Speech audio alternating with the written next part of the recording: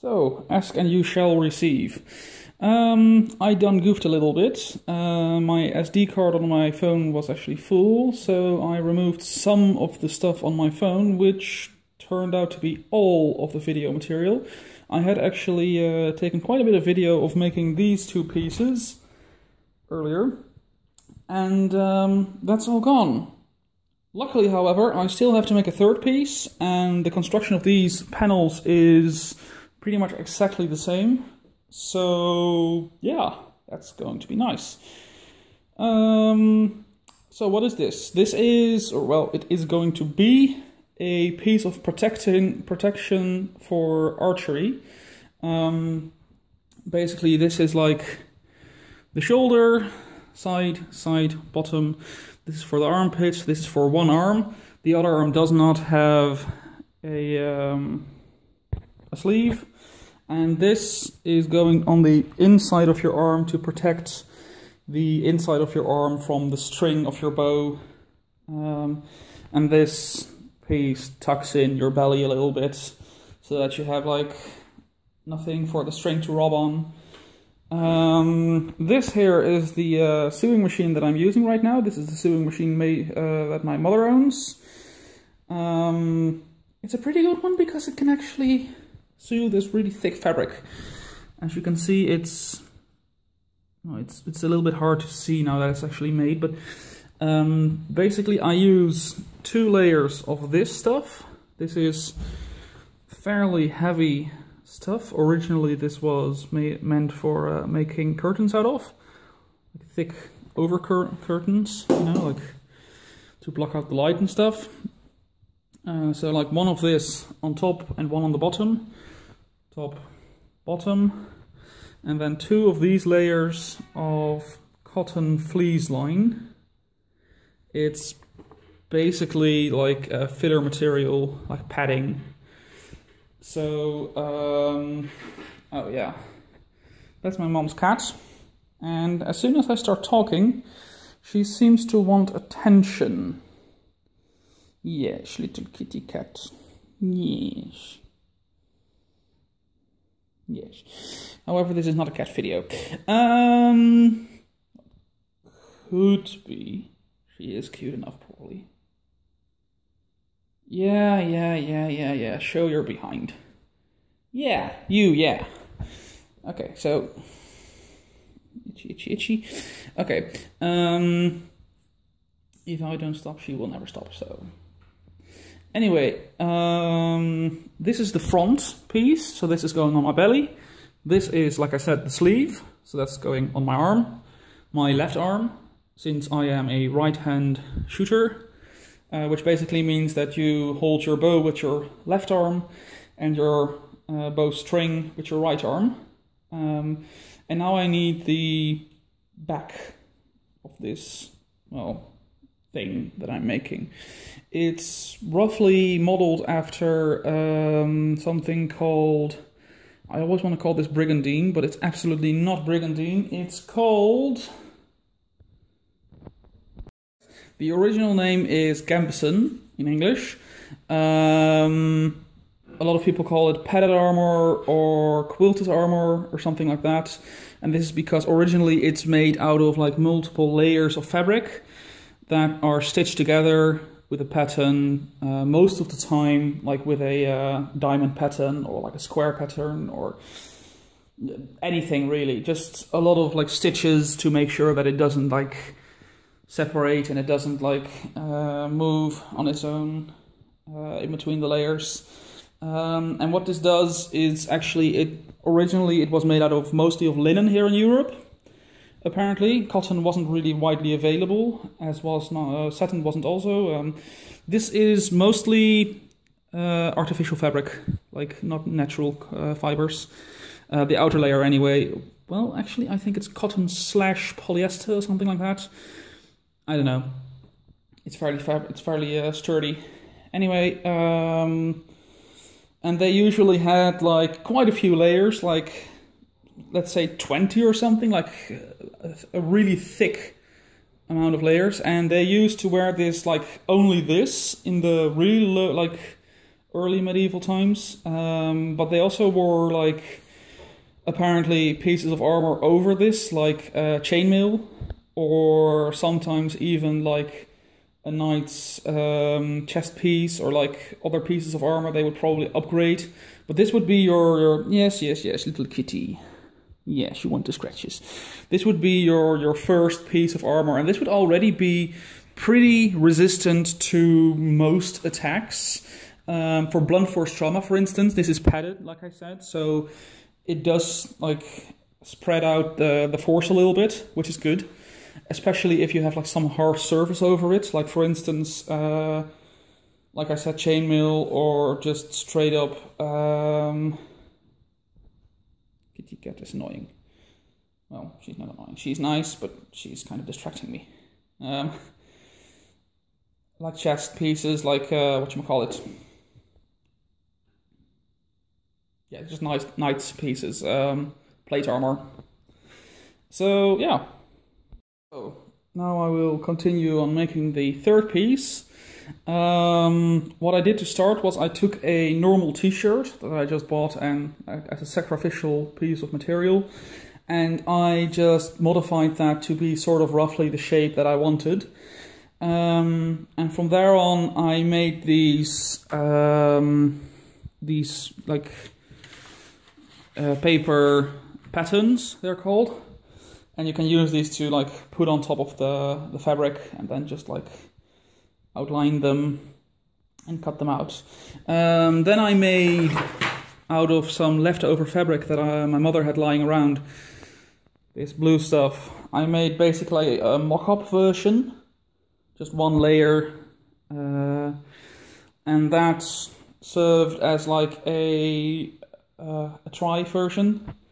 And when I was happy with that, I just took it apart. You can still see most of the stitching that is left in there because I'm lazy, I don't want to remove it.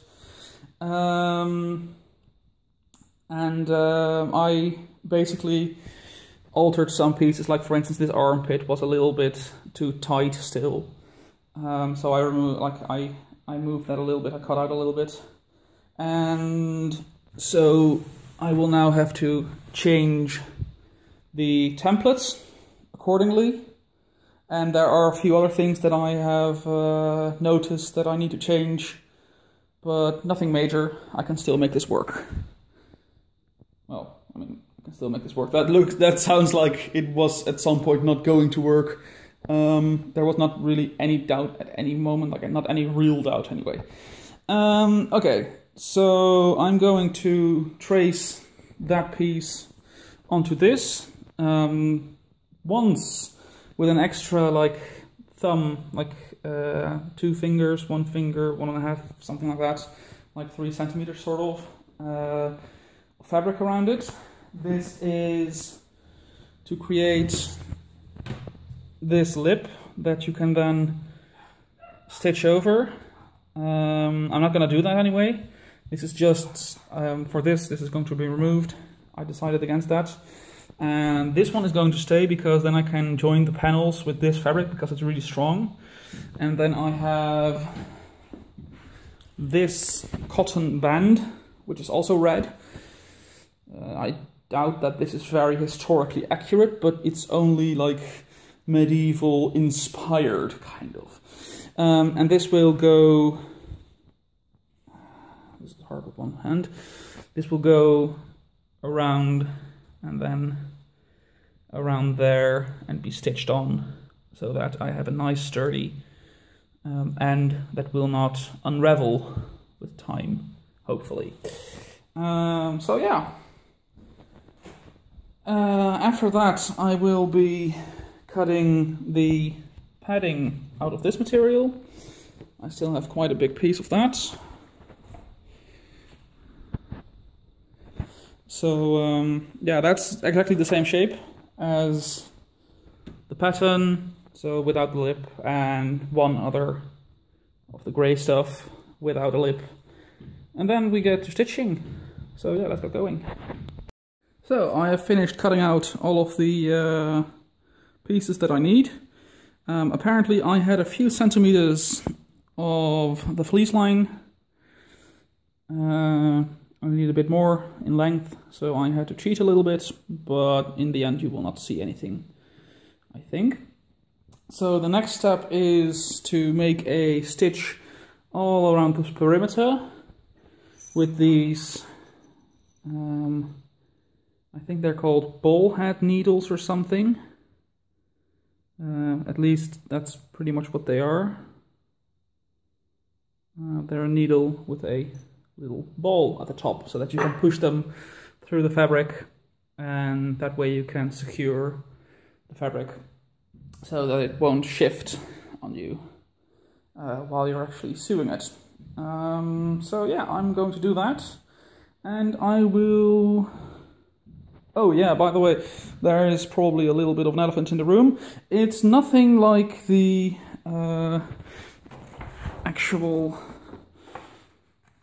It doesn't look like the pattern anymore, and that is because I decided I wanted a flap to flap around my belly to secure this with, and I was first thinking of making like multiple little belts at the side, but I decided against that.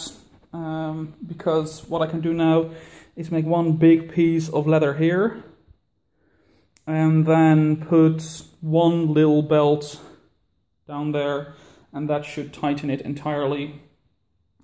So yeah, that will be nice, hopefully.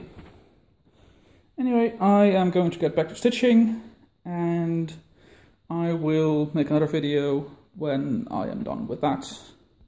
So, I have just finished making all of the perimeter seams. Yeah. And now I've got to continue with making the actual quiltings on the middle. What I do for this is actually quite simple. I just wing it. Well, sort of. What I have is... There is my straight thingy. I know what this used to be. No idea. But the first one goes on like this. And I start somewhere in the middle. So like this. And then I take my tailor's chalk. This is just a piece of chalk specifically for tailors that's like thin, so you can make lines with it on your fabric and you can just wash it out very easily. And I just make a line here. I'm not going to do it like one-handed because you need to exert quite a bit of pressure to make a nice readable line. And first I'm going to make these diagonals, all of them, and then make all of those. So I won't even draw the right ones yet. So yeah, I will be drawing them and then I will be updating. So I have finished one set of the diagonals. There are a few areas that I'm not really 100% happy with, but it is acceptable. So as you can see, all of those are done now, so now I've got to do all of these. One thing I think I forgot to mention is that if I do this, I always start in the middle. Then I take, for instance, I take this one, then I do this one, then I do this one, then I do this one and this one. Because if you do this, then this, then this, then this, then this, it starts crumpling up and it starts to add up.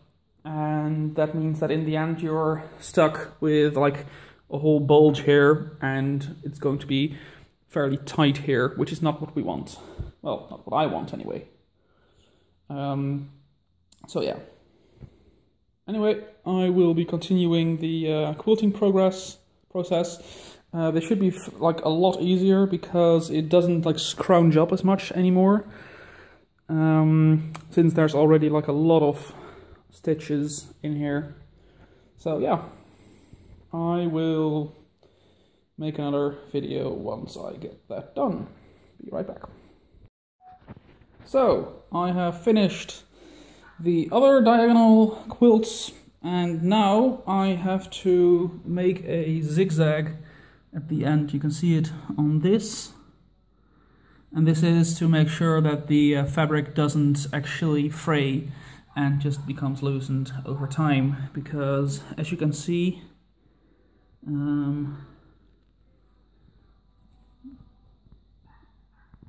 it does fray kind of easily, which is not good.